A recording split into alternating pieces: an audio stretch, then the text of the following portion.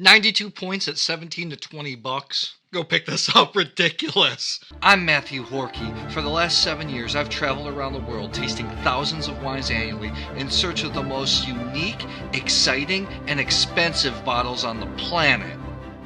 Great Bordeaux under 30 bucks? Are you kidding me? I'm here to tell you, yes, it's possible. Or at least I hope, after I taste these wines blind. Yes, Bordeaux is a wine, but it's named after a city and a region in France. It's one of the largest wine regions in France behind the Languedoc-Roussillon. It's got about 120,000 hectares of vineyards planted, and just for scale, it's about 6 times the size of vineyard plantings in Napa Valley. It's also the home to grapes that wine lovers the world over know, namely Merlot, Cabernet Sauvignon, and Cabernet Franc. The region is generally split between two sides of the Gironde estuary. You have the right bank, which is primarily Merlot focused, and then the left bank, which is more Cabernet Sauvignon. A lot of people think of the big names when it comes to Bordeaux, but the classified gross, the Grand Crus, really make up less than 5% of all the red wine that's produced in Bordeaux. However, it's a large region, and there's also a lot of inexpensive table wine and everything in between. When it comes to value Bordeaux, vintage really, really matters, especially when you're trying to find inexpensive wines and wines that can be drank younger. There are, of course, value regions you can look at, like Fronsac, Castillon, certain parts of Haut-Medoc, and there's just a lot of villages in Bordeaux. It can be confusing for a lot of people, even wine nerds. My thing is, I would find a great vintage, go to your local store, say, this is my budget. I want to find good Bordeaux in the $20 to $30 range. They'll usually point you in the right direction. And that's what we have here. We have the 2018 vintage. 2018 is well regarded as maybe one of the best vintages in Bordeaux in the last couple years, along with 2019. These are also all left bank wines, so they're going to have more Cabernet Sauvignon in them. All these wines come in under 30, and some of them under 20. You excited? I'm excited. Let's get tasting. I'm tasting today with my Gabriel Glas Standart edition. I also have the gold edition, which are a little bit thinner. I generally use the Standart more because they're a little bit sturdier.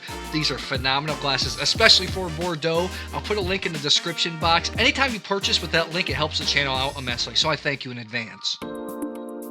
Wine 1 comes right at me with capsicum notes, which I absolutely love. Cabernet Sauvignon can have that green bell pepper type flavor that, wine nuts really, really love. Black cherry, some cassis, black plum, kind of like this leather charcoal type. Smells like good Bordeaux. It's so funny because in good vintages, and if you get the right Bordeaux, they can really taste like classified growth Bordeaux. Seriously, I've been in blind tastings where I've been tricked before.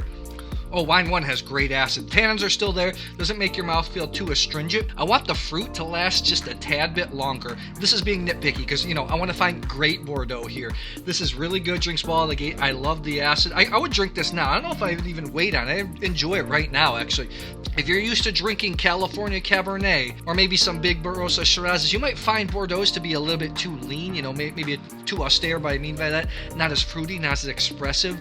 But, as you get more into wine, you seek out these subtleties. I still think wine number 1's pretty darn good. Wine 2 in comparison is a little bit more plush, and it's got a little bit more plum flavors. It doesn't have as much cassis, it's primarily more fruit, more black cherry, more plum, black plum.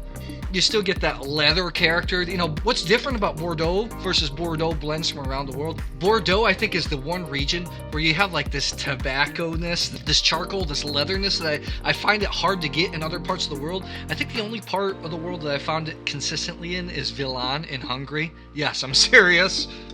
Oh, these are good wines at this price. Wine 2, the length is incredible. I think a lot of people are going to gravitate towards this wine. Finish is long. It's got acid. My mouth is watering. I think this is, no question. Wine 2 tastes much better out of the gate than wine 1. Really, really, really good stuff. Wine 3 has a little bit more volatile acidity. All wine that's aged in the barrel is going to have volatile acidity. Wine generally wants to turn into vinegar. So when wine's aged, that tends to happen. You get a little bit of that here, kind of like balsamic type flavor. Some people dislike it. I generally like it. Actually, it's so funny in how it blew off completely after a little bit. This has a little bit more subtleties. More red cherry, red plum. That volatile acidity adds, there's a little bit of earthiness here. It adds a little bit more complexity. Has a spike on the mid palate. Most people, when they taste wine, they generally focus a little bit more on what they put in their mouth, and then a little bit of the finish. That's why a lot of cheap wines can trick you a lot of times. the first taste can be all fruity and then wine can disappear on the back end. Or a lot of times what people don't want, generally new wine drinkers don't want the finish. They want the wine to kind of disappear. A lot of people, what they miss is the mid palate. That's right between your first impression and the finish. And in Cabernet Sauvignon, why it's such a unique grape is there's a spike of intensity and flavors in Cabernet Sauvignon, if it's good Cabernet Sauvignon, and that's what you get here. That's what I really look for when I'm looking for excellent wines, and this is an excellent wine. This is very good. I mean, very, very, very good wine. However, I think wine 2 is going to be more pleasurable to a lot of people now. I think this is very good, though. Wine 4 and wine 1 are a little more similar. First of all, I get more capsicum. Wine 2 and 3 are a little bit more fruity. This has more capsicum type flavors as I spill a little bit of wine. Shoot. More graphite type flavors, black cherry. But again, the capsicum notes in 4 and 1 dominate. Talking about mid palate, I think this might have quite a bit of Merlot in it because right in the mid palate, there's a spike of intensity of graphitiness. Really good. We're splitting hairs here. Let me taste one more time, just to be sure. All these wines are great buys. Not all red wine is designed to age, but Bordeaux, when especially it's good in a good year, it really develops a lot, and you're going to get a lot more with these with time. But already, I think you can drink these out of the gate. I'm really enjoying all of them. Let's get to the review, shall we? We are splitting hairs here. I mean, we're talking about 90 plus to 92 plus, not a lot of room to dangle in between. And you know what? These are wines that actually might score even higher with time as they develop more complexities, okay? So here we go. There's no last place here. Honestly, all these wines are really good. The wine with 90 plus points here. The only thing that separated this wine, I really liked it. I just wanted a little bit more on the finish, but you know what? Still 90 plus point type wine. I'd like to see how this develops, and let's see what this is.